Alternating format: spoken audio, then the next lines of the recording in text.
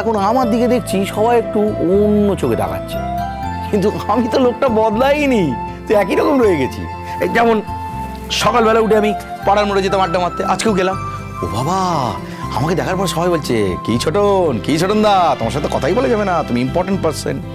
কিন্তু আমি তাদেরকে কি করে বোঝাই যে এর পেছনে যে কৃতিত্বটা রয়েছে সম্পূর্ণটা আমার বউয়ের। আজকে তোমার জন্য এটা হয়েছে, সুতরাং এই রেজাল্টের জন্য, এই সাফল্যের পিছনে আমার কোনো রোল নেই। হয়েছে? হ্যাঁ, এটা হয়েছে। কেন, এখন কি হবে? কথা জরুরি কথা। হ্যাঁ, সারাক্ষণ শাসনে ইম্পসিবল ব্যাপার, এই অসম্ভব ব্যাপার, এই সারাক্ষণ থাকা যায় নাকি? আচ্ছা, আমি মানছি তুমি একটা স্কুলের বড় দিদিমণি, সেখানে থাকো, এইখানে আমার দিদিমণি হচ্ছে কেন? তোমার বর এরকম একটা রেজাল্ট করেছে, এত সুন্দর খুশির খবর, সে বাড়িতে এসছে কোথায় একটু আদর আহ্লাদ হবে, তাই না? তাই তো, তাই তো। আমি তো খুব খারাপ না, আমি সব সময় বড় দিদিমণি হয়ে থাকি, আদর আহ্লাদ এসব তো আমি কিছু করতে জানি না। কি করবে বলো, সবই তোমার কপালের দোষ। আমি কি করব, আমি তো আর এখন নিজেকে বদলাতে পারবো না। তো আমি যে কথাটা বলার জন্য এতক্ষণ অপেক্ষা করে আছি, সেই কথাটা কি শোনা হবে, নাকি এই মুহূর্তে আমি এ ঘর ছেড়ে চলে যাব? চলে গেলে কি করে হবে? চলে গেলে তো হবে না। দেখো, আমি বাড়িতে আড্ডা ছেড়ে তাড়াতাড়ি ফিরে এলাম, আমার বউয়ের সাথে একটু গল্প গাছা করবো। সে যদি চলে যায় তাহলে আমার কি করে চলবে? কাপড়ের আঁচলটা ছাড়া হোক, যে কেউ চলে আসতে পারে। আমার বইয়ের আঁচল ধরেছি, আমি তো পাশের বাড়ির বইয়ের আঁচল ধরিনি। ওরে বাবা, অনেক সাহস বেড়ে গেছে দেখছি। বাড়বে না কেন? Now I am graduate. Yes. ও, তাই ধরাকে সরাজ্ঞান করছো বুঝি?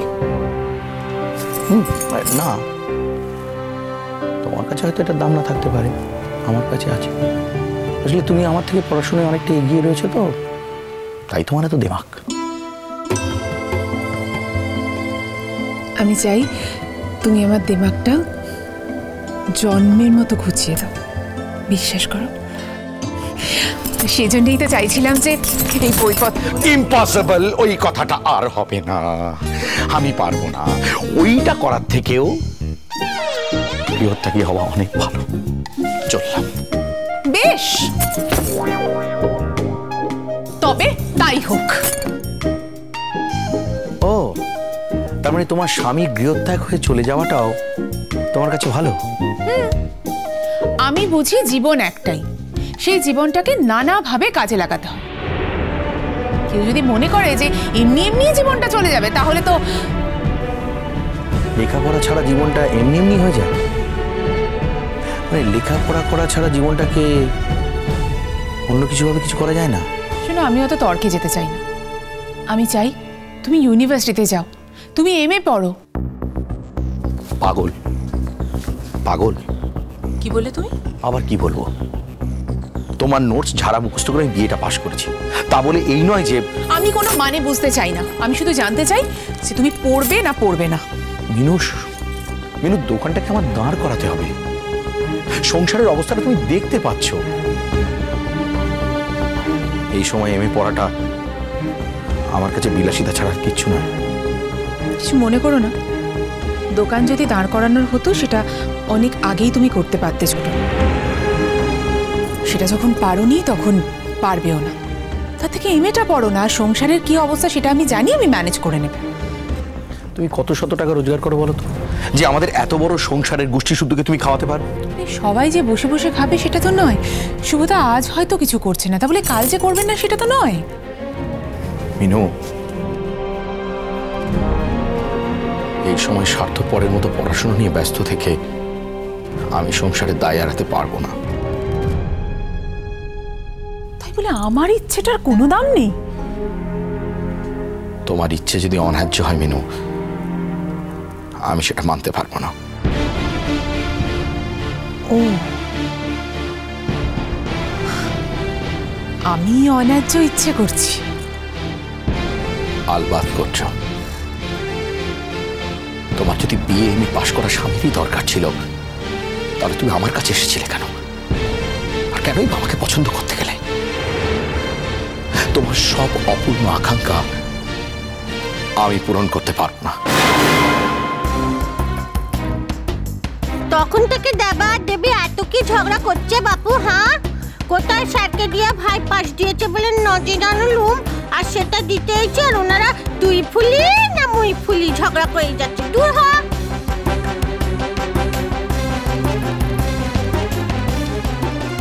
কি এত ঝগড়া করছিল আমার ভাইয়ের সঙ্গে? হ্যাঁ বাবা মিনু, তুই তো দেখছি গাছে না উঠতেই এক কাটি।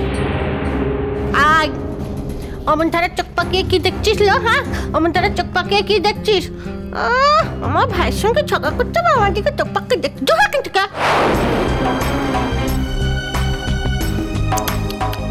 আমার কত লক্ষ্মী ভাই, সোনা ভাই, মানিক ভাই, তার সঙ্গে অমন ধারা ঝগড়া করছে। বে দেখিনি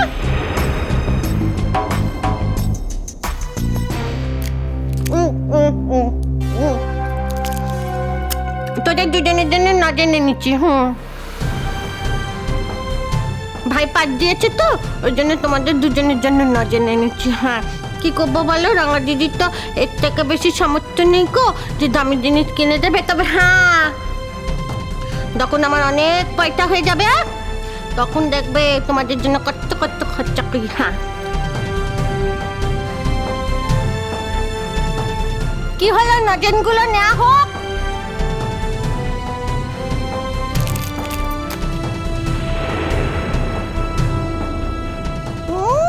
তেজকির খুব তেজ দেখছি। এই ভাই, ওর কি হয়েছিল? এত তেজ দেখাচ্ছে কেন? কি হয়েছিল ওর? হ্যাঁ জানি না। জানিনি নাকি? খুব জানো। তোমার বিদ্যান বউয়ের নিশ্চয় ইচ্ছে হয়েছে তুমি লেখাপড়া করবে, তুমি করতে চাইছো নিকো, ওই জন্য অমন ধারের আগে মতমত করতেছে। তার ওর যখন এত ইচ্ছে তুই লেখাপড়া করবি তো কর না ভাই।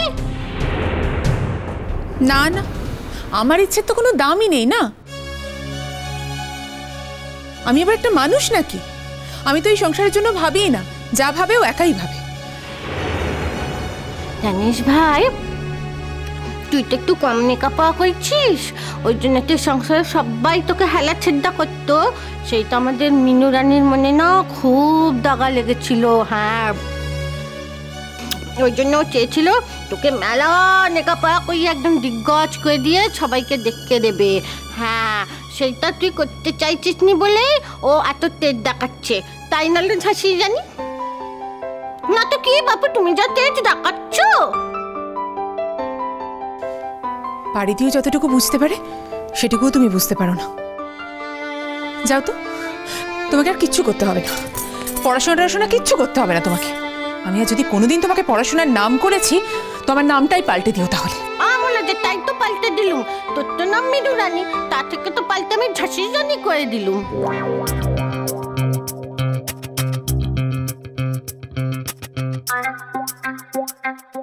কেন বলেছি নাকি যে পড়বই না?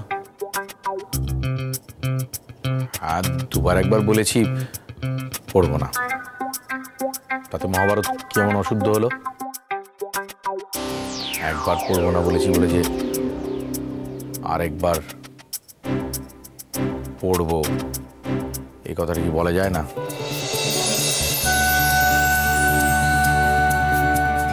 বাবা, ঝাঁসি রানীর মুখে হাসি ফুটেছে। কি তেজলো মেয়ে ছেলে, বরকে একদম চটকি নাচন নাচাচ্ছে, আমাকে চটকি নাচন নাচাচ্ছে। দূর হয় এখান থেকে। কাল যাবি, ভাইকে নিয়ে গিয়ে বড় স্কুলে ভর্তি করে দিবি। শান্তি তো না? এবার 4 বাজন দিয়ে একটু দাঁতটা বার করে হাসো। না বাপু, এখন আমি আমার স্যারের কাছে যাই। কেন বাড়ি দি, বসো না একটু আমাদের কাছে।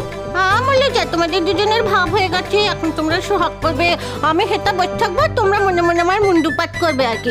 না বাপু, তার কোনো দরকার নেই, তোমরা থাকো, আমি যাই।